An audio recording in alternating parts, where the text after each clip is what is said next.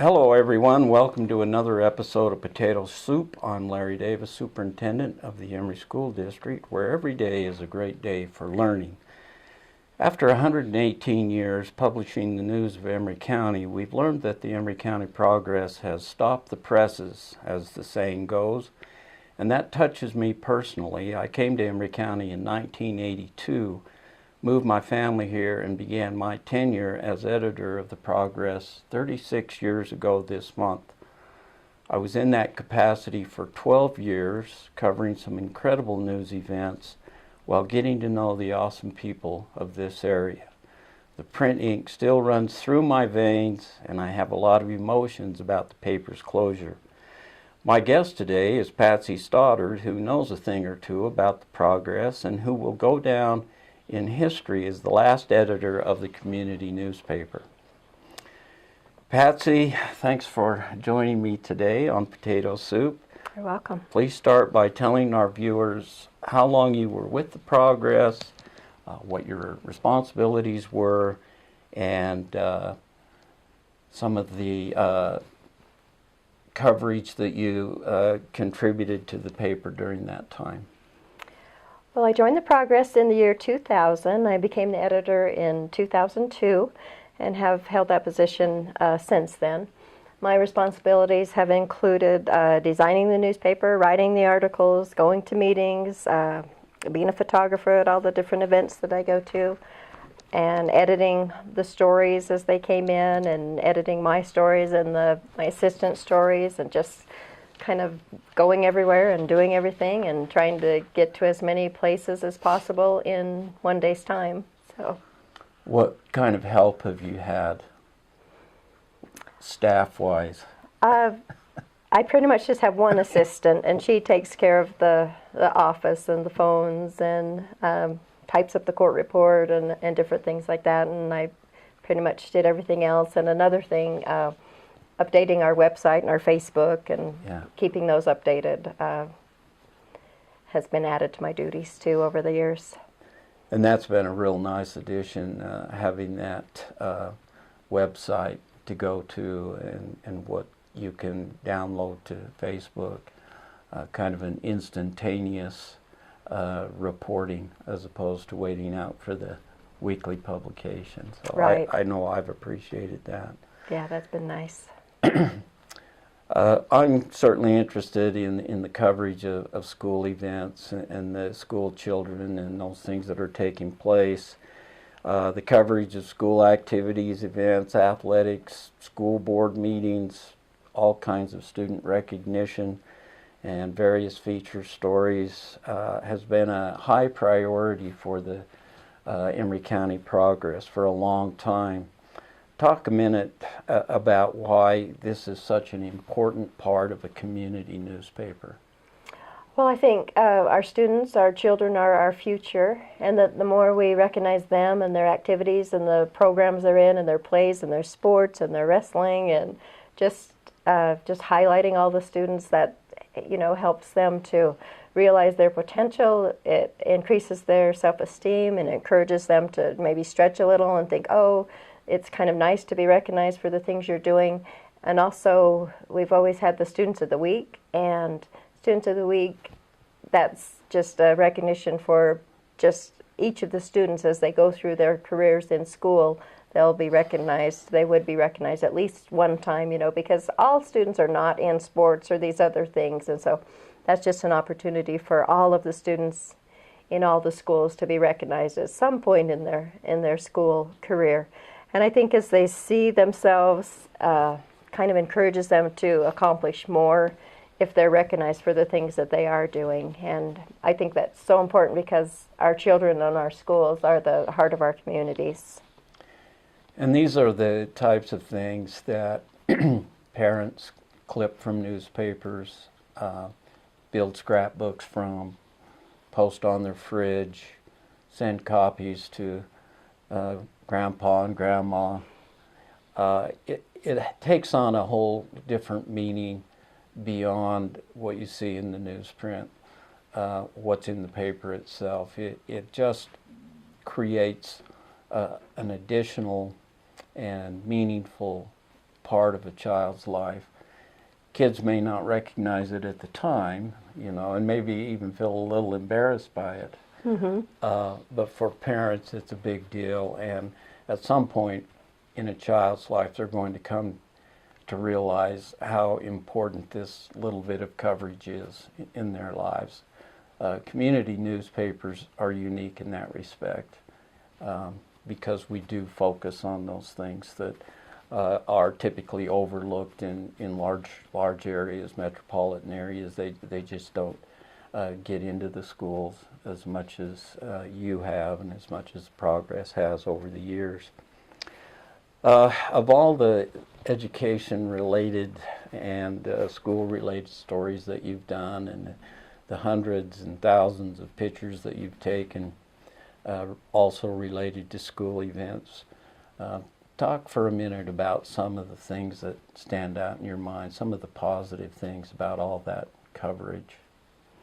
Well, I've really enjoyed taking the photos, and I have an award-winning photo of 4 football players hanging in the air. I think we were at Delta that night, and that was one of my award-winning photos. They were hanging in the air. The ball was just coming into the receiver's hands, and so every once in a while you'll just get one of those photos. And like you said, I've taken thousands of photos.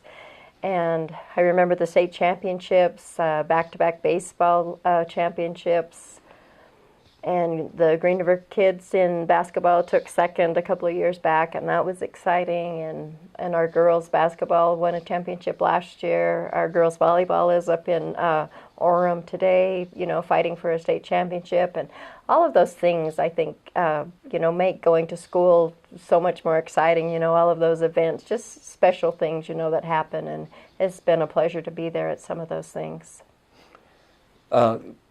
A photograph is just a very narrow slice of time, you know, 1/1000th of a second, or you know, whatever you've got your shutter speed set on. But the importance of that is just overwhelming sometimes, and to spend time not only taking photos. In the old days, it was taking the photos, being at the venue to begin with, taking the photos, then going in the darkroom, processing the film, proofing the film, selecting photos for enlargement, enlarging the photos, and then you have to go through the whole printing process.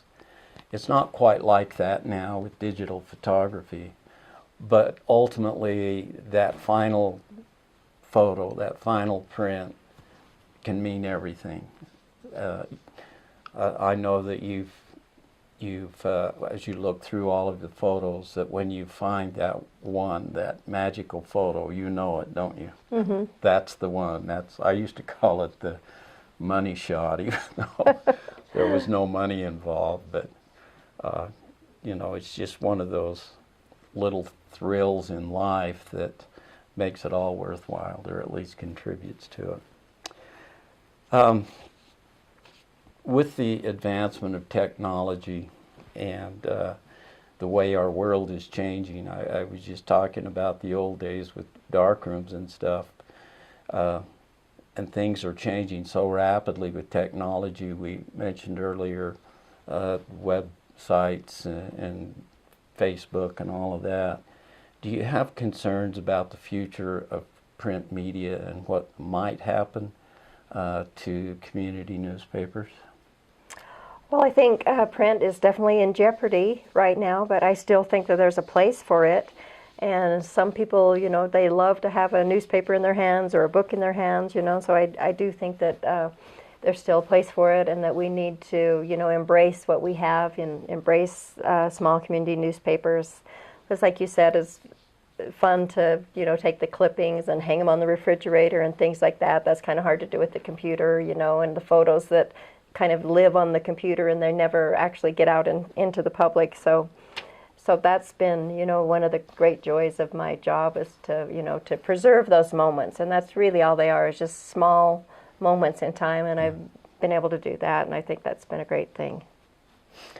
I know when I was hired as editor many years ago and was introduced to this area and found out that Green River is very much part of Emory County, and my question was, what are the expectations of the publisher as far as covering Green River? And I was told, don't worry about Green River. We don't have that many subscribers there. Very little advertising comes out of it. It was a purely business decision.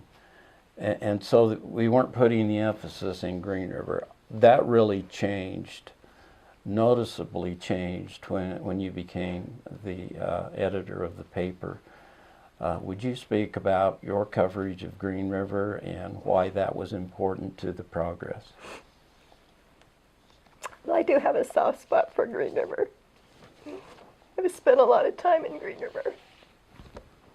I have a lot of friends down there. And I just think that the Green River kids are just as important as the Emory High kids, and the Foot Cliff Elementary kids are just as important as Huntington Elementary and Farron Elementary and all of the different schools.